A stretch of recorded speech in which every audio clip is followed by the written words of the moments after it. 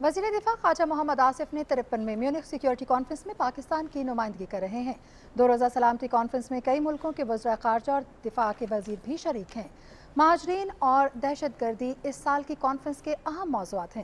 میونخ میں میڈیا سے گفتگو کرتے ہوئے انہوں نے کہا کہ دہشت گردی عالمی مسئلہ ہے، اس سے مل کر نمٹنا ہوگا۔ دہشت گردی جس طرح یہ اس میں انکریز ہوئی ہے اسی طرح ہم بھی رسپانس اس کا دیں گے اور اسی طرح فل مائٹ میں پوری طاقت کے ساتھ اس کو کچلیں گے اور ریٹیلیٹ کریں گے۔ جو ہم نے آبجیکٹیوز اچیو کیے ہیں پچھلے 2.5-3 سال میں ضرب عضب کے، ہم ان کو ظاہر نہیں ہونے دیں گے۔ بھرپور طریقے سے پاکستان کا نقطہ نظر جو ہے اور جو فیکٹس ہیں، جو حقیقت ہے،